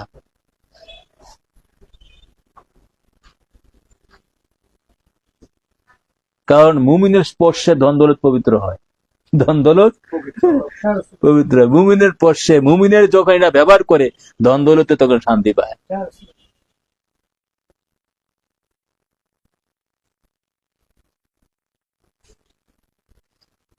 যাই হোক, এইটা তাহাক্কুর বিষয়টাও মনে রাখবা। আল্লাহ ইন্নাল্লাহ ইউহিব্বুল মুতাক্কিলুন, কোরআন শরীফে আছে, আল্লাহ তাহাক্কুরকারী দিকে আল্লাহ ভালোবাসেন। ঠিক আছে, তার উপর ভরসা করে বসে থাকবা। ঠিক আছে, তুমি যেটা করে এটা খুশি, এটা শান্তি। আলোচনা অনেক হয়ে গেছে, অনেক বাজে সম্ভবত। আল্লাহ রাসূল আমাদেরকে সত্য এই যে আলোচনা বুঝা এবং মানা এবং অন্তরে ধারণ করার তৌফিক দান করুক, সকলে বলে আমিন। আল্লাহ আল্লাহ আল্লাহ লা ইলাহা ইল্লাহু, আল্লাহ আল্লাহ আল্লাহ লা ইলাহা ইল্লাহু, আল্লাহ আল্লাহ আল্লাহ লা ইলাহা ইল্লাহু। ওরে আল্লাহ পাকের প্রিয় হাবিবি মোহাম্মদ রাসূল হলেন যিনি সবার আগে সৃষ্টির কোলের মূল নবীজি আল্লাহ আল্লাহ আল্লাহ লা ইলাহা ইল্লাহ আল্লাহ আল্লাহ আল্লাহ লা ইলাহা ইল্লাল্লাহ ওরে ধ্যানে রাজা জ্ঞানে রাজা করলেন ওরে আল্লাহর হাবিবি আল্লাহর দোস্ত করলেন গোমান শান্তি দাতা মুক্তি দাতা করলেন আসুনি সবাই দাঁড়াইয়া সালাম জানাই নবীজি আল্লাহ আল্লাহ আল্লাহ লা ইলাহা ইল্লাহ আল্লাহ আল্লাহ আল্লাহ লা ইলাহা ইল্লাল্লাহ ইয়া নবী সালাম আলাইকা ইয়া রাসূল সালাম আলাইকা ইয়া হাবিব সালাম আলাইকা সালামাতুল্লাহ আলাইকা আরশকা কাবা মদিনা পুরশকা কাবা মদিনা কাবা কাবা মদিনা জান্নাতুল মাওয়া মদিনা ইয়া নবী সালাম আলাইকা ইয়া রাসূল সালাম আলাইকা ইয়া হাবিব সালাম আলাইকা সালামাতুল্লাহ আলাইকা মুস্তাফা জানে রহমত পেলা को सलाम शमे बजर हैदायत पेला को सलाम रसूल आजम इमाम मुस्तफा उन्नका जलवा है शान कुदरत पेला को सलाम मुस्तफा जाने पेला को सलाम शमे बजने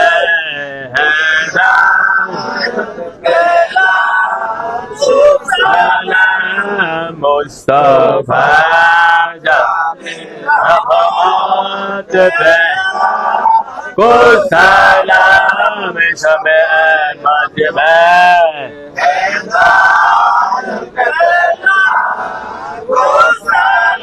गौसुल आजम इमाम मुस्तफा उन्नका जलवा है शान कुदरत पेला को सलाम मुस्तफा जाने रहमत पेला को सलाम शमे बजमे हैदायत पेला को सलाम आप कर ला को सलाम आप कर ला को सलाम आप कर ला को सलाम आप कर ला दुरूद तुम पर रसूल अकबर दुरूद रोज़े तुम पर रसूल अकबर सलातु रब्बी अला मुहम्मद सलातु रब्बी अला मुहम्मद सलातु रब्बी मदीना की चाँद हजारों सलाम मदीना की चाँद लाखों सलाम मदीना की चाँद करोड़ों सलाम मदीना की चाँद बेहोदों सलाम बलगलना बिकुमानी कशफत दुजा बिजुमानिही हसनत जब्यो बिसवानिही सल्लु अलैहि व 2 মিনিট জিকির করবো আমরা তারপর মনে হয়ে যাবে لا إله إلا الله محمد رسول الله لا إله إلا الله محمد رسول الله لا إله إلا الله محمد رسول الله لا إله إلا الله محمد رسول لا إله إلا الله محمد رسول الله لا إله إلا الله محمد لا إله إلا الله محمد رسول الله لا إله إلا الله محمد رسول الله لا إله إلا الله محمد الله محمد الله محمد الله محمد الله محمد الله محمد الله محمد الله محمد الله محمد الله محمد الله محمد الله محمد الله محمد الله يا رسول الله يا حبيب الله يا رسول الله يا حبيب الله يا رسول الله يا حبيب الله يا رسول الله يا حبيب الله يا رسول الله يا حبيب الله يا رسول الله يا حبيب الله يا رسول الله يا حبيب الله يا رسول الله يا حبيب الله يا رسول الله يا حبيب الله يا رسول الله يا حبيب الله يا رسول الله يا حبيب الله يا رسول الله يا بحق لا إله إلا الله محمد رسول الله صلى الله عليه وسلم সকলে সূরা ফাতিহা একবার সূরা ইখলাস একবার দুরূদ শরীফ 3বার জীবনের গুনাহ কথা স্মরণ করে ইস্তিগফার 3বার পড়ো আউযু বিল্লাহি মিনাশ শাইতানির রাজিম বিসমিল্লাহির রহমানির রহিম আলহামদুলিল্লাহি রাব্বিল আলামিন রহমানির রহিম মালিকি ইয়াউমিদ্দিন ইয়াকা না'বুদু ওয়া ইয়াকা নাস্তাঈন ইহদিনাস সিরাতাল মুস্তাকিম সিরাতাল লাযীনা আন'আমতা আলাইহিম গায়রিল মাগদুবি আলাইহিম ওয়ালাদ-দাল্লিন আমিন বিসমিল্লাহির রহমানির রহিম কুল হুয়াল্লাহু আহাদ আল্লাহুস সামাদ লাম ইয়ালিদ ওয়া লাম ইউলাদ ওয়া লাম ইয়াকুল লাহু কুফুওয়ান আহাদ বিসমিল্লাহির রহমানির রহিম درود ابراهيم اللهم صل على سيدنا محمد وعلى ال سيدنا محمد كما صليت على سيدنا ابراهيم وعلى ال سيدنا ابراهيم انك حميد مجيد اللهم بارك على سيدنا محمد وعلى ال سيدنا محمد كما باركت على سيدنا ابراهيم وعلى ال سيدنا ابراهيم انك حميد مجيد صلى الله عليه وسلم محمد صلى الله عليه وسلم صلى الله عليه وسلم صلى الله عليه وسلم صلاه والسلام عليكم الله استغفار استغفر الله رب كل ذنب واتوب اليه لا حول ولا قوه الا بالله استغفر الله رب كل ذنب واتوب اليه لا حول ولا قوه الا بالله استغفر الله رب كل ذنب واتوب اليه لا حول ولا قوه الا بالله العظيم بسم الله الرحمن الرحيم نادي على ما جهنا جبت يجدون الله بسم الله قل لهم قبل شجر من يتك يا رسول الله بنتك يا علي يا علي يا علي اللهم امين اللهم صلاة والسلام عليك يا رسول الله وعلى آلك وصحبك حبيب الله صلاة والسلام عليك يا نبي الله وعلى آلك وصحبك نور الله صلاة والسلام عليك يا أهل بيت صلاة والسلام عليك يا خلفاء الراشدين صلاة والسلام عليك يا بدر كربلاء الشهداء صلاة والسلام عليك يا إمام حسن الله صلاة والسلام عليك يا صلاة رسول الله رب العالمين صلى الله صلاة والسلام عليك يا رسول الله صلاة والسلام عليك يا سلام السلام ترشد يا سيدنا الله جلاله يا الله رسول بك بشهادة لما ابن دار بك جن بك بك نادي خلاد بلا جنة يا الله رسول إيمان بك جاء إيمان بك من إيمان دار عشق كل بندة بني ده إيمان دار كتير سبلا تمسك كوربي يا الله رسول إيمان دار عشق كل بندة أولي بني ده إيمان دار جل بيست سطر باقول থাকবে হে আল্লাহ রাসূল ব্যস্ত লোভে দুজকের ভয়ে আপনি নবীর গোলামি করে না শুধু আপনি নবীর প্রেমে পড়ে আপনি নবীর সন্তুষ্টি আশায় আপনি গোলামি করছি আপনি তা কবুল আর মঞ্জুর করুন হে আল্লাহ রাসূল আমাদের 11 কবুল আর মঞ্জুর করুন হে আল্লাহ রাসূল 11 শরীফে আল্লাহ রাসূল আসার জন্য তৌফিক দান করেন, একেবারে শরীফ জাঁকজমকভাবে পালন করে তৌফিক দান করেন। আল্লাহ রাসূল একেবারে শুরু ছিল আমাদের জীবনে গুনাহ মাফ করে দেয়। আল্লাহ রাসূল আমাদের জীবনে অনেকে ঝক্কি ঝামেলা বিপদ আপদ কষ্ট সমস্যা আছে, তাদের সকলের সমস্ত প্রকারের সমস্যা সমাধান করে দেয়। রাব্বির হামহুমা কামা রাব্বায়ানি সগীরা, রাব্বির হামহুমা কামা রাব্বায়ানি সগীরা, রাব্বির হামহুমা কামা রাব্বায়ানি সগীরা। ربنا آتنا في الدنيا حسنة وفي الآخرة حسنة وقنا عذاب النار وقنا عذاب الموت وقنا عذاب القبر وقنا عذاب الحشر من المنكرات। আল্লাহ রাসূল শেষ করে যখন মনে বিশ্বাস করবো আপনি নবী দুগুলের সাথে আপনার চেহারা মোবারক দেখায়া ভালোবাসা লাগায় দুই ঠোঁটে অন্তরে আখির কলমা পড়ে নেবেন হক লা ইলাহা ইল্লাল্লাহু মুহাম্মাদুর রাসূলুল্লাহ সাল্লাল্লাহু আলাইহি ওয়াসাল্লাম। এটা খুলে দাও, ইয়া করো, তুমি করো, তারপর করো।